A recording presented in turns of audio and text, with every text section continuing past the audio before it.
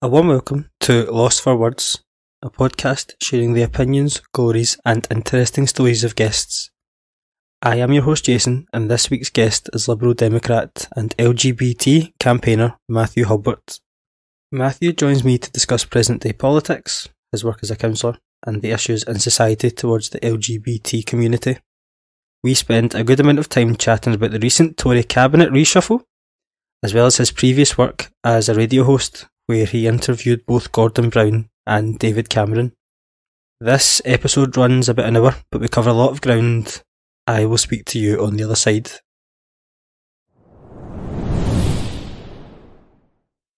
A quick housekeeping note before we get started.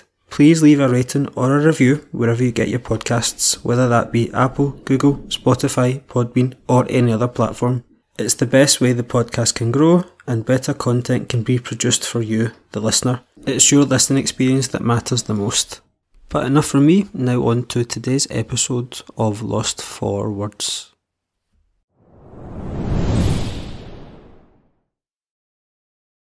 Right, Mathew, so all stories start at the beginning. Tell me a bit about where you grew up and a bit about how your experience was growing up and going to school. Thanks, Jason, for having me on the podcast. It's a great privilege to join you. Well, so I still live in the village where I've always lived, 41 years now. Gosh, I don't know how I've suddenly reached that age. Very much heading towards middle age, if not there already. Born in a hospital in Leicester. I've always lived here in Barwell in Leicestershire, in Hinckley and Bosworth. A village I love, a village that I'm proud to represent, have represented at Borough Council level and represent on Parish Council level. Although I am actually shortly about to move to Hinckley, just up the road. It's going to be a very short move, but obviously means a lot. We'll still very much be representing Barwell and working here. I just won't be resting my head here anymore. My experience as a child was a good one. I guess there was a difficult patch when, as sadly happens in some families, my parents split up and divorced. So that was when I was 11, and I was in effect, although I still saw my dad, I was in effect raised kind of with a single parent then by my wonderful mother, who's still with us today and going strong at 77. That was tough. That was 30 years ago this year, and that led to a difficult few years. And as a child, you don't necessarily understand the reasonings for why people leave or why they start a relationship with other people. So, I can't pretend that those were easy years, because they weren't. But I think when you grow up, you get a bit of perspective about these things, and you realise that for whatever reason, sometimes relationships don't work, or sometimes people fall out of love with each other. People do what they have to do. And, when you know better, you do better, hopefully. Yeah, fair enough. So you did journalism after you left school, but did you know that's what you wanted to do from an early age? I always knew that I had a bit of an opinion. Always have had an opinion on things, for good or for bad. Started watching the news when I was really quite young. Tragically, some might think started watching Prime Minister's Questions from about the age of 14. Realised then that, although actually I reflect on the major years now and think that they weren't as bad as what we have now, but at the time the major government seemed like the worst we'd ever had, certainly in my very short lifetime. And didn't like the Tories at all. Recognised that I was very much what we'd now call a progressive on the centre left of politics, I studied journalism both at Further Education College, then studied broadcast journalism at Nottingham Trent University. Had a great time there. Wrote for the student newspaper, was on the student radio station. Absolutely loved it. And then I was fortunate after graduating to work for 5 years in journalism as a broadcast journalist for a group of radio stations here in the Midlands. Absolutely loved that, and maybe we'll talk later about some of the people that I got to interview during that time. As happens quite often with radio, though, and with media companies, the company was sold out and bought by someone else, and they decided they wanted to make a whole sweep of redundancies. And after 5 years, I was included in those redundancies, and that was that. And it was then that I got into elected politics and kind of declared my political colours as a Liberal Democrat. And I guess at the time, at least, I thought that meant that I couldn't do kind of straight journalism again, which is why, although I still very much enjoy doing kind of paper reviews and whatnot on local radio, I've never worked in journalism again. The great irony now with the likes of GB News, although as much as I'm not a fan of it, I think the idea that to do straight news you don't have to have an opinion is kind of gone to the wind now. They prefer it if you do have a strong opinion. I still think to do straight news, you should be seen as impartial, but apparently that's old hat today. Yeah, it does seem you almost have to be impartial. You have to be partial to have a successful news show now, or have an opinion. To have a news column, you have to have an opinion, which flies in the wind of everything that you were told as you grew up. Yeah, it absolutely does. And, I was taught both at college and, especially at university that to be a successful broadcast journalist, you've got to publicly, of course, you can have your own private opinions, absolutely. But to be certainly a broadcast journalist in radio or TV news, you've got to be impartial. And I still believe that to be true. And, for all the attacks that the BBC gets from both left and right, I think broadly speaking, if you watch or listen to their news, they do an astoundingly good job of remaining, right down the middle in terms of how they report things. And it's probably because of that both sides gets frustrated and starts thinking, oh, they're against me or they're for the other side or whatever, which I just don't believe is the case. And, I should just point out that we're recording this on the morning after the Boris Johnson's latest reshuffle. And one of the most disturbing new appointments, to my mind at least, is that of Nadine Dorries as the new culture secretary. An absolutely visceral opponent of the BBC, and Boris Johnson would have known that when he appointed her to that role. And I do think there are some within the Tory party who absolutely hate the idea of what is in effect a nationalised state broadcaster, and I'm sure they'd love to see it privatised and sold off. And I think all of us, whatever our political colours, need to recognise that the BBC is an absolute jewel in the crown, and it is that because of the way it's funded. And I just think we just need to be very protective of the BBC, over the next few years. But yeah, I miss my time in journalism a lot.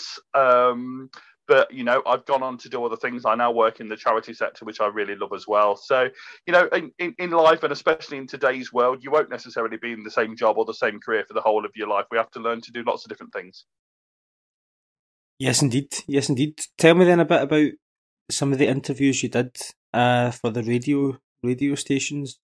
Who are the more colourful characters that you've had the pleasure or mispleasure of interviewing?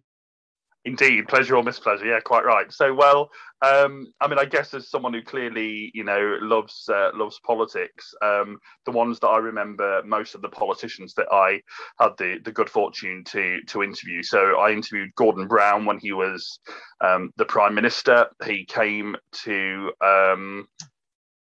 Tamworth at the time when I was working for a radio station there, to a college in Tamworth. And it was really funny, actually, because we were told that he'd be speaking to members of the public, right? And so whilst we expected the members of the public to be, well-behaved, of course, and quite right and polite, it was a bit more of a polite era then than it is now. They were being we were in this room in this college, and there were all these tables that people were sat around, and then the media were kind of hemmed in at the back, but we could hear most of what was going on. And Gordon Brown came in, with his advisors and whatnot, and he went round each table. But people were being not just polite, but lavishing praise on on the Labour government of the time. And we all thought, okay, there's something fishy going on here. Well, it turned out they were all Labour Party members. So, right, okay.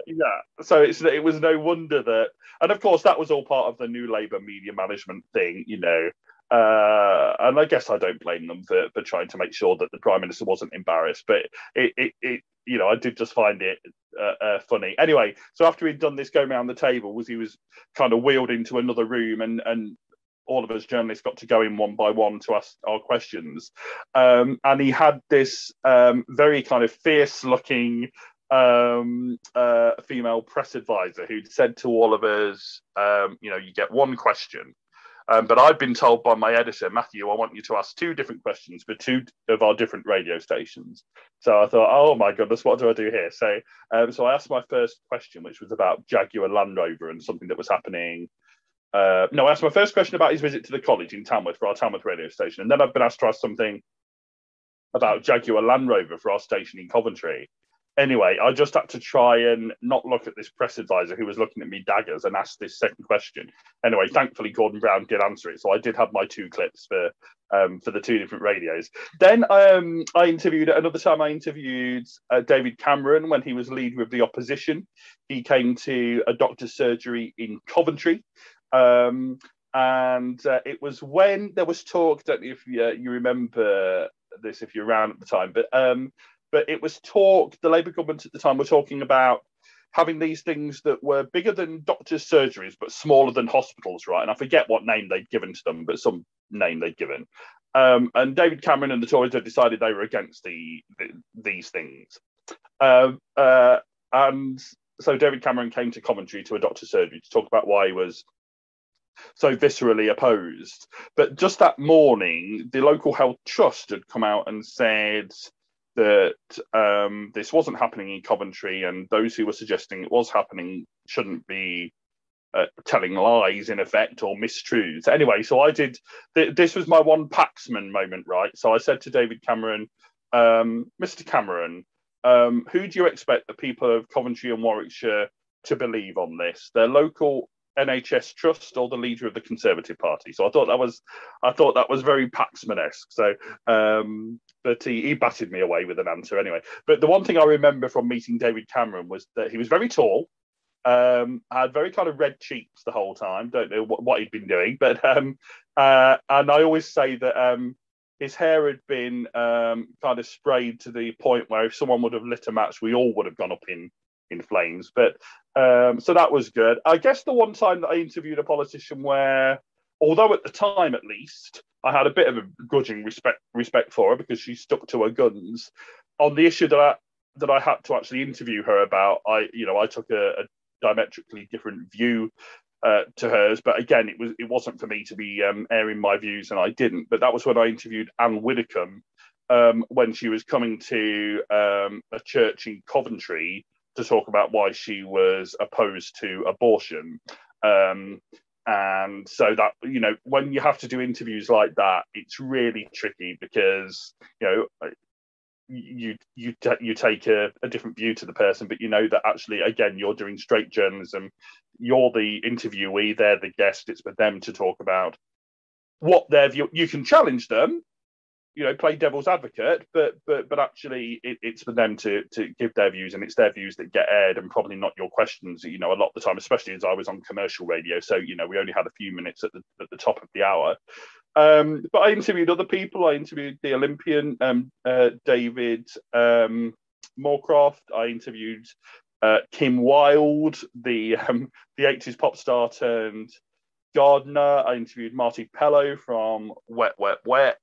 Another politician that I interviewed was Claire Short, the former International Development Secretary and visceral opponent in the end of the war in Iraq. So it was interesting to interview her. So yeah, I mean, and many more people besides. So in those 4 or 5 years that I was in radio journalism, I got to interview lots of interesting people and lots of, in quotes, ordinary people who were doing amazing things too. So yeah, missed those years a great deal, but very glad that I had them.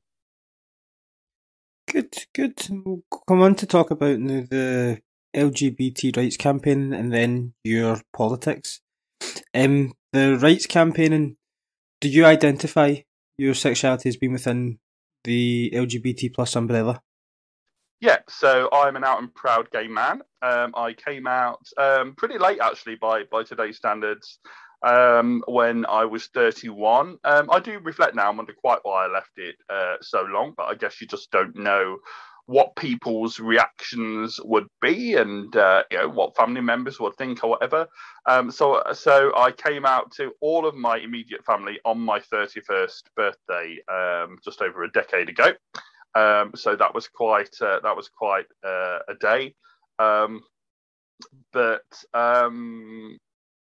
Yeah, and my family were fine, were supportive. In actual fact, I was kind of dreading telling my sister Deborah, not because she'd ever said anything homophobic or anything like that. She absolutely hadn't, but she is evangelical Christian, and so I just thought, oh, what will she think about this anyway? So I sent her a very long email on my 31st birthday saying, I don't know what you'll make of this, but I've got to be honest with myself and blah, blah, blah. Anyway, got a phone call later in the day. So I answered the phone and she said, Matthew, it's your sister. So I thought, oh gosh. So she said, and I've never forgot this in the 10 years since. She said, am I surprised? No. Do I still love you? Yes. And that's what it means for your relationship with God. That's for you to work out. And I just thought that was the absolute pitch perfect response from her. Although I certainly wouldn't consider myself evangelical, I absolutely do consider myself a Christian. And my view is I borrow this from one of my political heroes, Pete Buttigieg, who's currently the transport secretary in Joe Biden's cabinet, and who was the first person to get as far as he did to be openly gay for running for president. And him and his husband have just become dads, actually, which is fantastic. But he famously said on the campaign trail that he was made in the image of God, and if you have a problem with how he was made, you have a problem with his maker. And so I love that. But yeah, so I'm a single gay man at the moment, kind of looking for love. If that's not too cheesy, I think it probably is. But yeah, out and proud. And I decided before I came out because I wanted to come out, but actually, as it happened, I came out in the February 2011 before I stood for election in the May 2011, and I'm really glad that I did it before I stood for election. Now, whether it cost me any votes at all, I don't know. I know that one of my political opponents locally, I won't say who and I won't say for what party, but I subsequently found out, went around the village saying to people, always gay, as if they thought that it had cost me votes. Well, I don't know whether it did, but I won that election, and the good people of Barwell clearly couldn't care less because they voted me in as their borough and parish councillor at the time. And I knew that I wanted to be vocal on these issues. I knew that I wanted to campaign on these issues. And as anyone who follows me on Twitter will know, I campaign a lot on behalf of LGBT plus communities, because I think that everyone should be equal under the law. And as I always say, none are equal until all are equal, and we're not all equal at the moment. And I think especially of our trans and non-binary friends and cousins who are just going through a horrendous time at the moment. There's a real anti-trans lobby that is just vicious and vile, and in my view, wholly wrong. And so I think, trans people were there for gay people, going all the way back to the Stonewall riots, and now it's absolutely time for gay people to be there for trans people. And so that's why I'm public on these things. And I had the great privilege for 3 years of being chair of the board of the Leicester LGBT Centre, which does such fantastic work. And which now, sadly, because so many LGBT centres have gone by the wayside across the country, is now actually the longest running LGBT centre anywhere in the country. It's been going for 40 plus years. So was a trustee there from 2014 to 2020, and its chair from 2017. We'll continue until my dying breath to campaign on these issues. Since the Olympics have just gone, it just popped into my head. How do you feel about the sort of trans people in sports? So say trans women who've gone through the process of becoming a woman after having been a man. What's your take on them competing in female category sports? So those that are anti-trans try and use this as a reason for their, as a defence of their often vile views. My view is, and you'll see me tweet this quite often periodically because I just always think it bears repeating. And of course, I get the trolls that respond, but I just either ignore them or block them. But you'll quite often see me tweet that trans women are women, trans men are men, non-binary, gender fluid, and gender non-conforming people exist, that they all deserve equality and respect. And then I always put hashtag trans rights as human rights. And that is absolutely my view. And as you will have seen at the recent Olympics, there was all this furore over a trans woman. Laurel Hubbard. Yeah, absolutely. In the weightlifting, wasn't it? Yeah. And all I could say is if what the anti-trans folk was saying was right, then in theory she should have gone on to absolutely dominate and to win and to be miles ahead of the competition. Well, of course she didn't. She didn't win a medal. So I just think the idea that there's some great advantage, number one, is wrong, and number two, isn't understanding of the process that people have to go through to transition. And I just think those that describe themselves as anti-trans really just need to stop watching, certain and listening to certain broadcasters that spend the whole day talking about trans people but never talk to trans people. Stop listening to the propaganda. Actually go and meet some trans folk. And then you might understand that, I wish they'd just stop for a moment and think that these are people that have realised that they've been born into the wrong body, and that what their heart tells them they are and what their mind tells them what they are is not what their body tells them that they are. And just imagine having to, number one, come into that recognition. Number two, then having to be brave enough of saying, I'm this rather than this. Then having to go through the whole process of transitioning. These are some of the most brave and often vulnerable people in our society. And what folks who are anti-trans choose to do is to say, right, so they're some of the most vulnerable people in our society. I'll tell you what we're going to do. We're not going to support them. We're not going to be empathetic and loving and kind. What we're going to do is we're going to kick them whilst they're down. I shall never, for the life of me, understand it.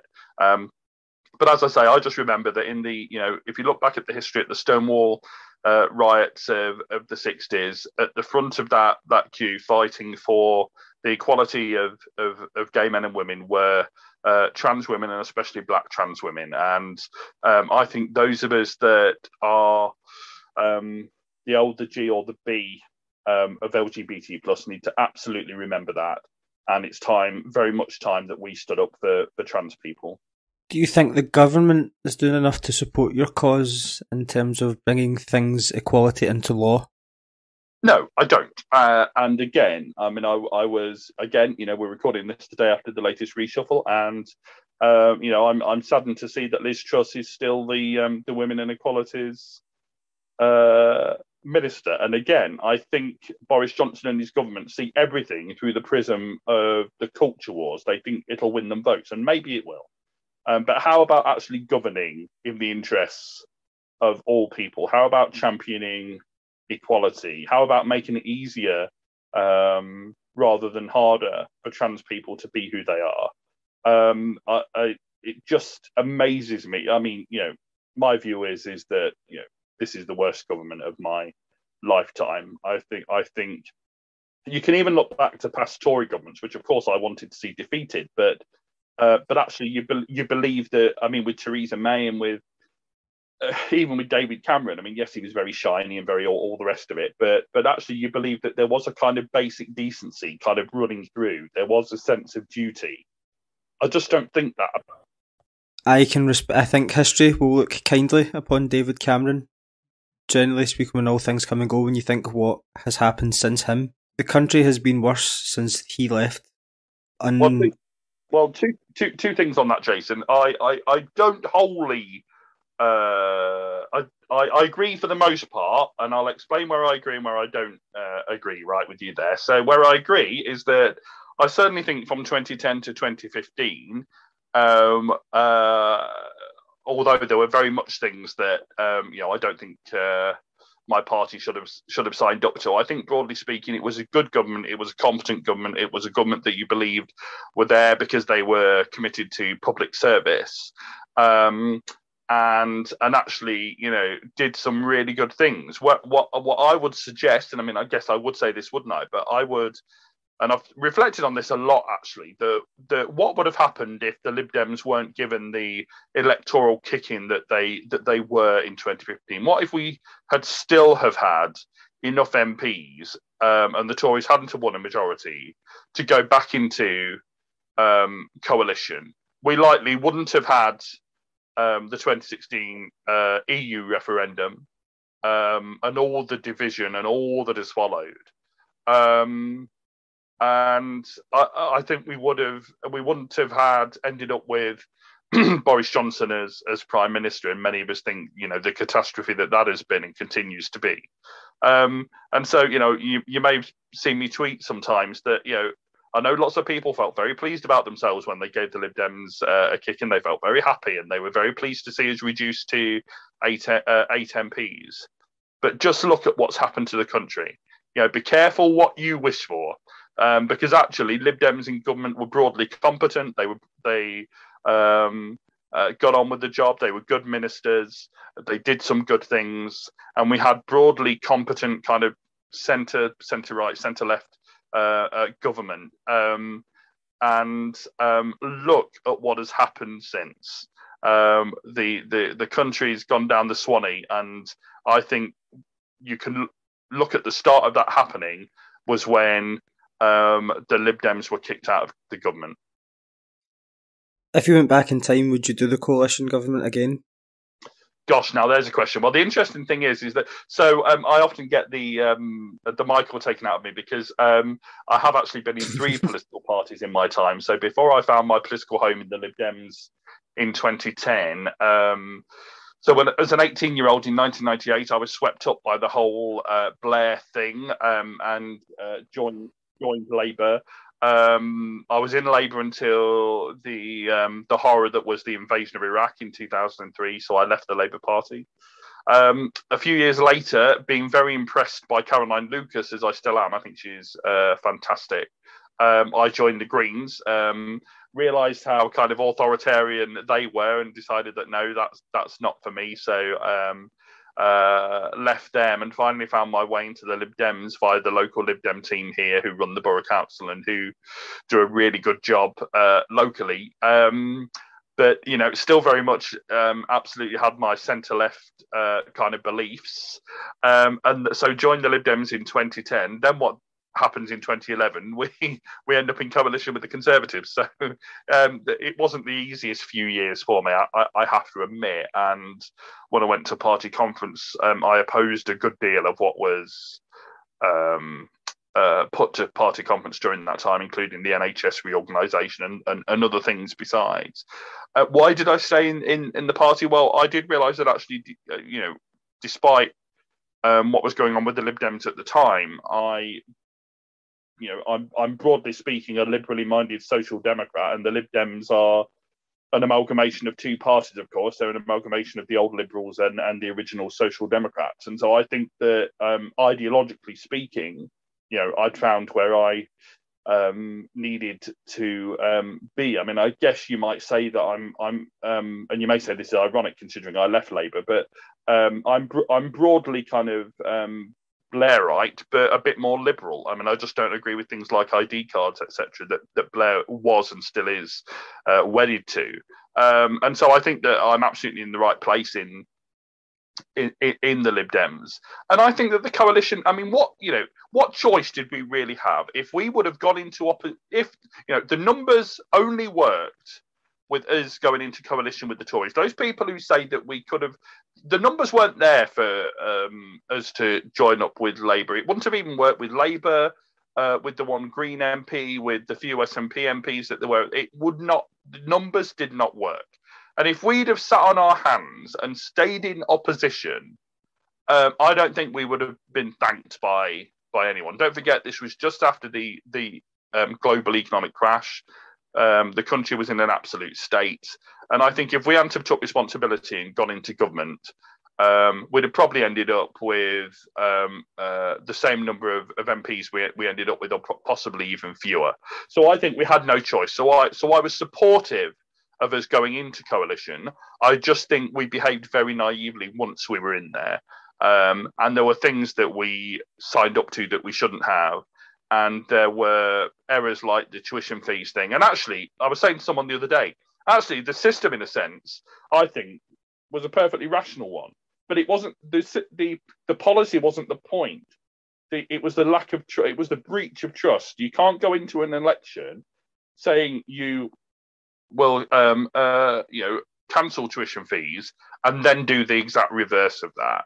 And that's why people lost trust in us, that we're only just beginning to get back all these years later. So I think the coalition was the right thing to do. I mean, it was the coalition and it was the Lib Dems in the coalition that introduced same-sex marriage, albeit with support of the Prime Minister and with Labour votes. But actually, most Tory MPs either abstained or voted against. People forget that. So it was absolutely driven through by Lib Dem Minister Lynn Featherstone, and of course, I think that was the best thing that was done by that government. But there was other things as well. There was the 0.7% GDP on developing world aid, which of course the Tories have reneged on. There was the pupil premium, which I saw in my own village schools, did actually help poorer children to have a better chance. So there were absolutely things that were good that coalition did. But I also, of course, am reminded that during those years, the changes to welfare that were put through led to some very vulnerable people taking their own lives because they didn't know how they were going to cope. So as with every government, there were good things and there were some very bad things. But we couldn't have not gone into that government. We would have been seen as people that never wanted to take responsibility. Part of the deal, quote-unquote deal, that you'd got from the Conservatives at the time was the alternative vote referendum. How different do you think politics would be if that referendum had passed and that people had voted to change the electoral system? Well, I campaigned for AV during that referendum because I thought any change was better than first past the post. But in truth, was it really what I wanted? No, it wasn't. I mean, I want to see genuine PR so that how people vote is reflected in the parliament that they get. And I know, some people say, oh, but then you end up with cobbled together governments. Well, no, what you end up with are governments that are made up of the parties and the representatives that people have voted for. Whereas at the moment, what you have is a Tory government that didn't get more than 50% of the vote, that got under 50% of the vote, and yet has a majority of 80, and that absolutely can do what the heck it wants, with really no checks or balances. And that can't be right in a functioning democracy. And so, I was horrified this week, and I hope it doesn't actually happen. I think I saw it tweeted about it was in the Express or something. So, I mean, you wonder whether it's true or not if it's in the Express. But anyway, what was apparently being talked about was that the Tories might reintroduce first past the post for every single kind of election in England. I mean, that would just be abhorrent and a disgrace, and they would only be doing it because they know that it's only under first past the post that the Tories predominantly win everything. So, of course, from their perspective, they may want to do that. But democratically, it would be a disgrace. I mean, if you look at the Parliament that we've got now, if we had a genuinely proportional system, Tories and Labour would still absolutely be by far the biggest parties, but the Greens would have more MPs, the Lib Dems would have more MPs. We would have a genuinely proportional Parliament. And then what happens is, yes, of course, there's then deal making or whatever you want to call it to form a government, but the idea that it's not legitimate unless you have a majority is just a nonsense. And by the way, actually, you can still get majorities when you use proportional systems. If you look at New Zealand at the last election, with, of course, the very popular Jacinda Ardern as Prime Minister, New Zealand Labour, they have a system called MMP, their proportional system. And Labour actually won an outright majority, and then were gracious enough to bring 2 Green ministers into their government as well. But so majorities are still absolutely possible. We've seen it up where you are. We've seen it in Scotland, of course, in 2011, I believe, when the SNP won. An overall majority in what is supposed to be a system that doesn't allow majorities. So, if there's enough of a popular sweep of public opinion, you absolutely can still have majority governments. But even when you don't, what you do have is parties that have been elected that represent the votes that were cast. Those representatives that are there, have a democratic legitimacy to try and form a government. Now, some people don't like what they call horse trading, but I think it's how most modern kind of social democratic European countries are run. And I hope that one day, at some point in my lifetime, we will have PR for all our elections. Discrepancy between like the share of the vote and then seats, whereas up here SNP won, I think it was 48% of the vote and got 49% of the seats. So it pretty much worked out exactly as you were, and then they had to do a deal with the Greens, and you think, well, it should be, because that's life is compromising. I think that should be more commonplace in politics than what it really is. Absolutely, and it did make me smile because, of course, and I don't knock them for this. Of course they were. We would have done the same in their predicament, but the certainly the Greens of England and Wales, I know that it's a separate party, but the Greens of England and Wales were some of the most visceral critics of the Lib Dems for selling out and all of this when we went into coalition with the Tories, and the compromises and all of that, and the grubby deals of government that are just part of government. I mean, that is what government is. It's about having to compromise, even with people don't realise this. They talk about coalitions. You don't think this. This Tory government, well, actually, it probably isn't, because most of them are in the mould of Boris Johnson, but even most majority governments of Labour or Tory are coalitions. They're just coalitions of the one party, because you get the different wings of political parties that have to try and find an agreement. So even majority governments are coalitions of a kind. They're just one party coalitions. But the Greens were very visceral in their attacks on the Lib Dems, obviously because they wanted to get some of our vote, which they did.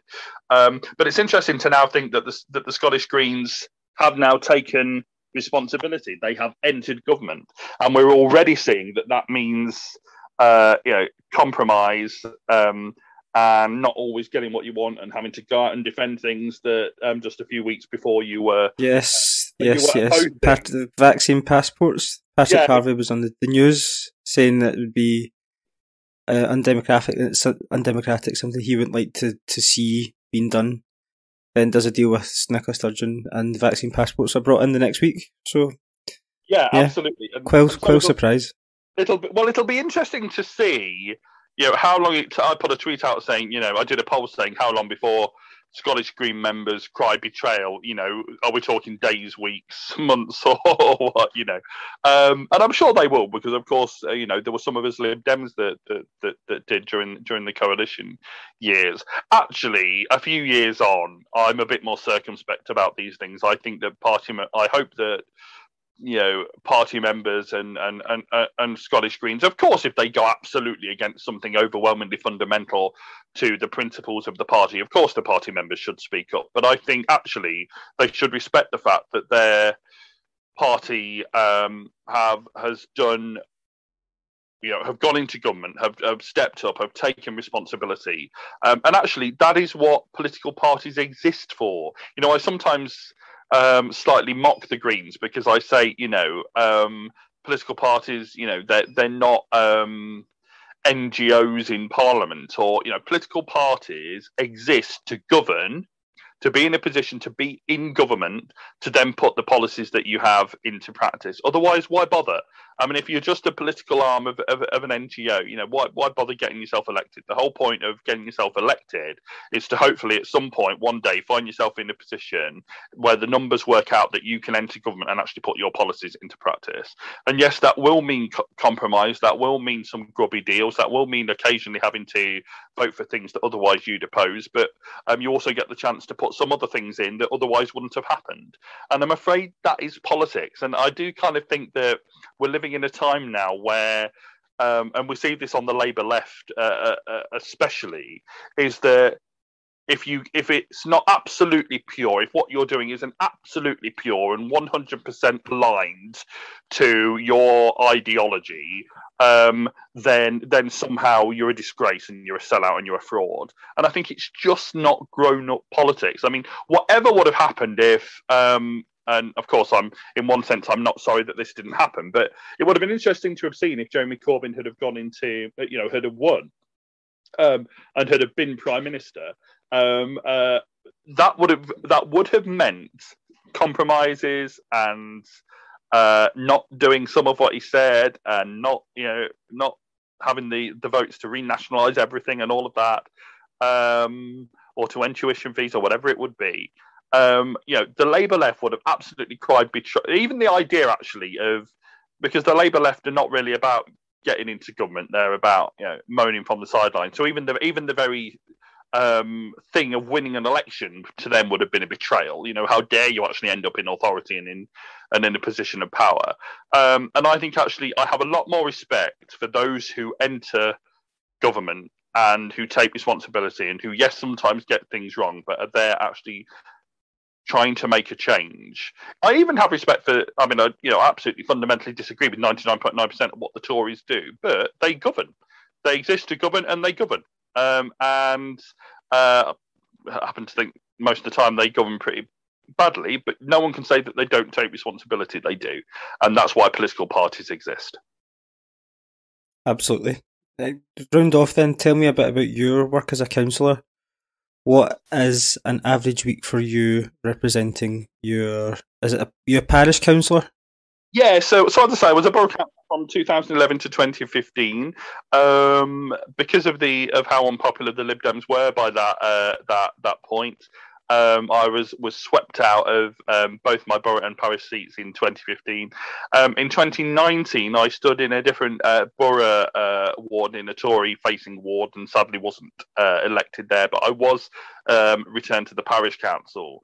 I often think parish and town councils are much maligned, when in actual fact, we are the level of government, the layer of government most local to where people are in their communities. I mean, there are 10,000 parish and town councils in England. As I say, the most local tier of government, 100,000 councillors. And I don't think people realise this, but combined, parish and town councils are responsible up and down England for around £1 billion of investment in communities across England every year. So, we're talking a not insubstantial amount of money. And I've got a little list here of some of the things that parish and town councils are responsible for. So allotments, bridleways, burial grounds, bus shelters, car parks, commons and open spaces, community transport schemes, community safety and crime reduction measures, events and festivals, footpaths, leisure and sports facilities, litter bins, public toilets. And we have our say on planning, street cleaning and lighting, tourism activities, traffic calming measures, village greens and youth projects. And it's good to end on youth projects there, because one of the things that I wanted to get done when I was elected back to Barwell Parish Council in 2019, and ours is a political parish council in as much as we're elected on party political tickets, most of us. So we have a situation where there's on our parish council where there's 6 Liberal Democrats, there's 5 Tories, and there's 1 independent. And so the chair, you don't really have an executive on parish councils, but the chair and the vice chair, that's me, are both Lib Dem. So we're kind of a Lib Dem run parish council. And one of the things that I wanted to get done, if I could, was to get funding to provide 2 youth workers to the village. I've always been a strong supporter of youth work, and it being separate to what schools do. I think schools are asked to do, everything under the sun. And actually, I think, schools are there to educate, our children, but the youth work side should be funded and done separately. So it took me 2 years from 2019 to a few months ago to get it through the council and the various committees and agreement and all of that. But I finally got agreement, and working with the local youth service provider, we've just started having our detached youth worker. Detached means on-street youth worker sessions here in Barwell. And so, at parish and town council level, you can absolutely get things done that are for the benefit of the village. And something else that I was the instigator of is, and we did it before Christmas, and we're going to be doing a kind of back to school. I know children have been back to school for a little while now, but we're doing a back to school version as well, is for some of our families that have been finding it tough, especially under the pandemic, and finding it financially tough and all the rest of it. Before Christmas, we provided a Christmas parcel of various things that would hopefully see them through that season, and then we're going to be doing a back to school one as well. And so in ways large and small, you're able to make a difference at the most local level. And so, as again, as anyone who follows me on social media will know, I'm a big advocate for the role of parish and town councils. I think a lot of some politicos think, I want to be a principal authority councillor, or I want to be a member of parliament. I wouldn't possibly stand for a parish or town council. Well, I think they're being very silly. It's a great way to learn your craft. It's a great way to get things done at the most local level where you live, and it's a great way to learn about politics. I'm not saying there isn't any part of political argy-bargy at parish town council level. Sometimes there absolutely is, but most of the time it's a group of people working together to get things done in their locality and to make things better for their friends and neighbours. And actually, that's a pretty worthwhile thing to do. Looking ahead to the future, do you plan on standing again in the parish council, or would you have your eyes on going back up to the borough council level?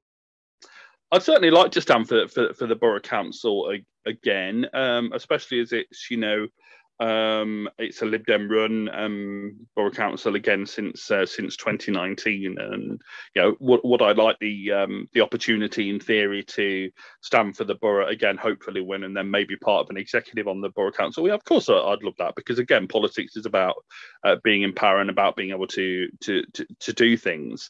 But it's about the practicalities of that. I mean, as I say, I'm moving to my own place in Hinckley, hopefully definitely in November. And all the Hinckley seats are already taken up by Lib Dem councillors. I mean, I'd like to think that the people of Barwell might still be prepared to elect me, but sometimes let's just be honest here. If you don't have a Barwell address next to your name, that can affect how people vote, no matter how many decades you've lived and represented the village. So I certainly hope to stand for the parish council again, and to stand for the borough, and maybe even for the county. But it all depends on who the candidates already are, what seats become available, who retires, who doesn't. Lots of practical things like that, and of course you have to go through the party selection process and all of that. So I mean, who knows? But I'm committed. I'm as committed to. If this doesn't sound too kind of grandiose, I'd say that I'm still as committed to public service and to doing my bit and to doing my duty as I ever was. I'm still absolutely as committed to the Liberal Democrat cause, and being a liberally minded social democrat in the Liberal Democrats. I'm still committed to all of that. But we'll see. I've got another just under 2 years now to run on this parish council mandate. I want to absolutely make the most of that.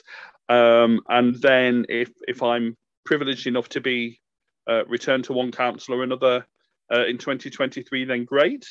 If not, then I'll serve in other ways outside of electoral office. Good. Just a few little topical things to see us out then. Are you for or against vaccine passports? Well, that's the most difficult question that you've asked me, Jason, in this podcast interview. And I'll tell you why, because actually you may say, well, you're a liberal, and are they not kind of fundamentally illiberal? And there is absolutely an argument, and it's being put by our party both in England and by Alex Cole-Hamilton, the new Lib Dem leader up in Scotland, saying that actually you shouldn't have to, unless it's to your GP, unless it's to your medical practitioner, your GP, you shouldn't be having to disclose details, medical details. And I do have a lot of sympathy with that point of view. But also, and maybe this is where me as a more of a social democrat, a bit of where the change is that actually, am I fundamentally against the idea that especially in the middle of a global pandemic, that you might just have to go into certain places, you might just have to show that you produce your card to show that you've had the 2 vaccines. Do I think that is really intolerable or unreasonable? Well, no, I don't think that. So it's unpopular in the Lib Dems to suggest that you might have a view anything other than being fundamentally opposed to them, but I'm not fundamentally opposed. So I wouldn't say I'm a massive advocate. I'd rather not have to have them. But if they were brought in, would I have any problem in showing mine to go into somewhere? No, I wouldn't. I'd gladly do that. Talked about the reshuffle in terms of Nadine Dorries and Liz Truss being very, very poor candidates for their new positions. Has there been any appointments that you think I can get on board with that? Yeah, I mean, I think that Nadhim Zahawi can't do a worse job than the dreadful Gavin Williamson in education. And actually, I think Nadhim Zahawi's story of coming over here from, I believe, from Iraq, as a young person and rising to be Secretary of State for Education, that says something good about Britain. And about British values. And British values are tolerance and openness and equality and respect of difference, or at least that's what they should be. And so I'm really interested to see how he gets on in that role. Beyond that, it's difficult. I mean, I wanted to see Dominic Raab go, but I'm not particularly thrilled that it's Liz Truss that it is replacing him. I think she's pretty much as woeful as he is. I'm interested that he could only be kind of bought off by being given the title of Deputy Prime Minister, and not what they've said in the last few years of David Lidington or whatever is de facto Deputy Prime Minister, but he actually has been given the formal role of Deputy Prime Minister. So the first one since Nick Clegg ceased to have the role. But with Nick Clegg, it actually meant something. He was, it was a coalition. He was kind of de facto a joint head of government.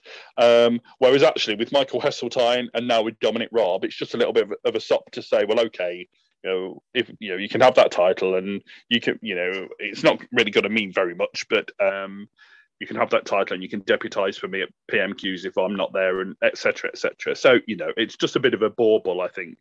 But what a strange way of running the country we have, Jason, when we have a situation where you can be a miserable failure, as Dominic Raab was as Foreign Secretary. I mean, his handling of the Afghanistan thing was just appalling.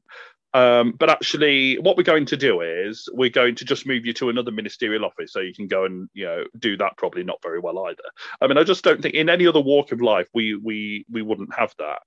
It should be a situation like what we had with Gavin Williamson, was that you've been an absolutely horrendous education secretary and you're getting the sack. You're not going to be in government in any capacity whatsoever.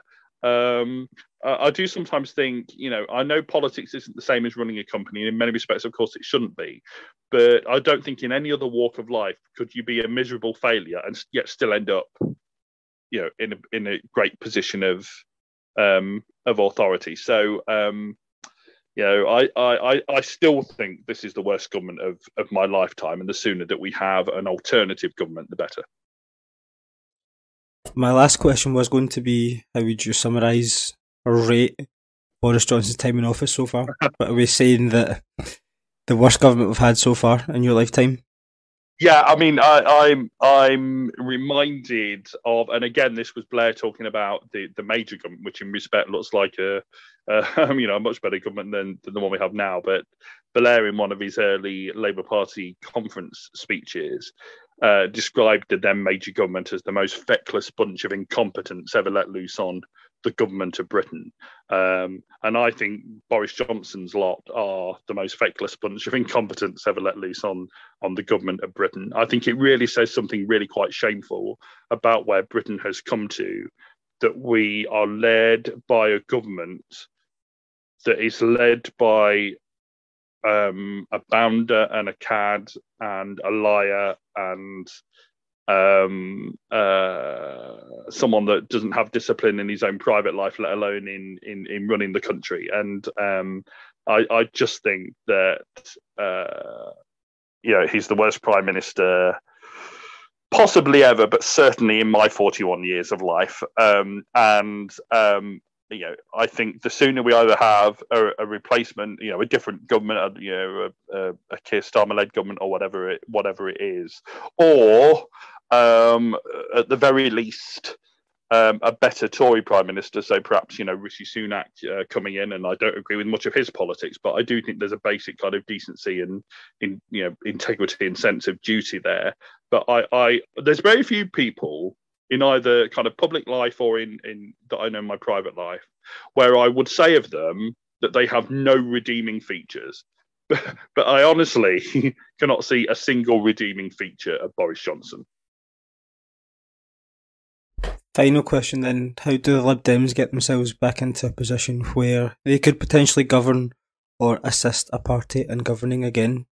My gosh, Jason, you do ask these very difficult questions. Well, I think what we've got to do is, keep regaining people's trust, and we do that by, having decent policies, talking about them in a way which grabs people's attention, and that's what we frankly don't do enough of. And Ed Davey and the rest need to get much better at that. They need to take the media opportunities up when they're offered, and I happen to know that there are times when the Lib Dems are given the chance to be on TV and radio, and for whatever reason our press office don't take that up, and I just think that is absolutely bonkers.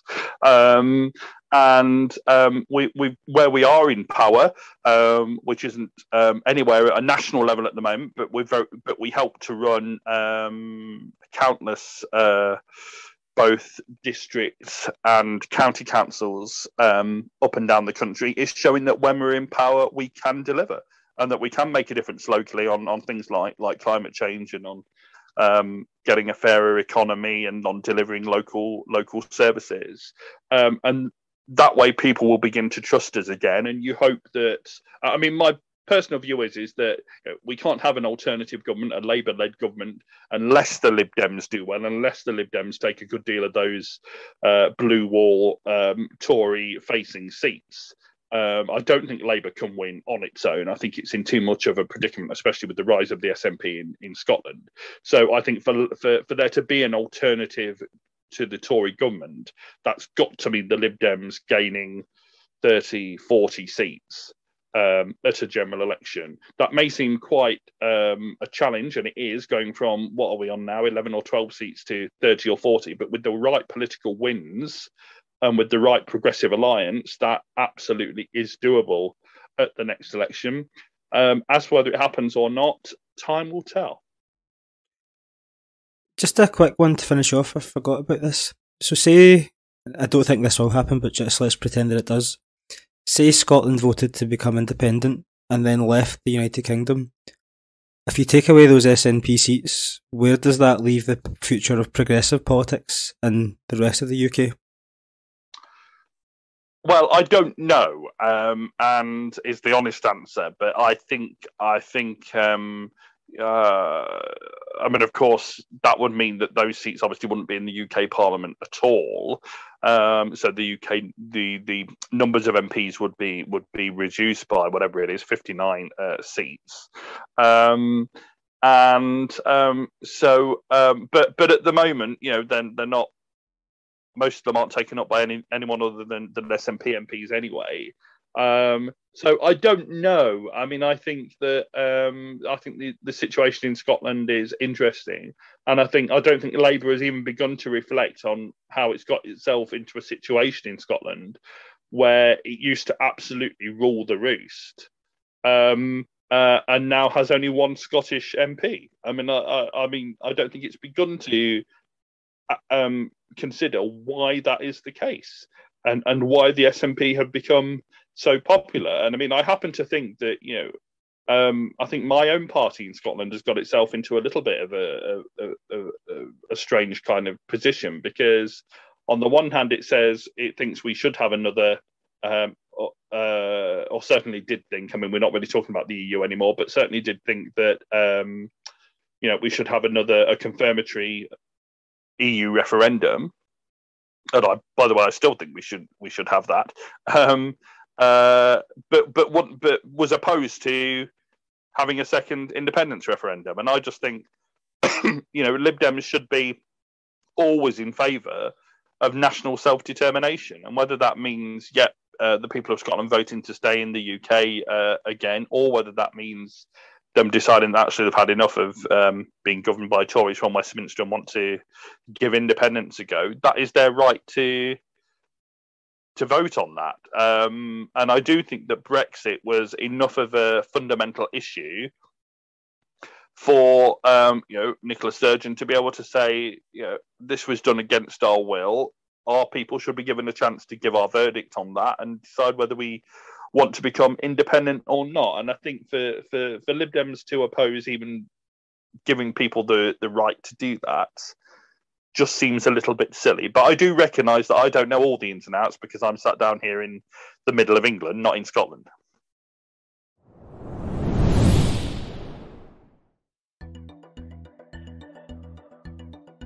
And there you have it.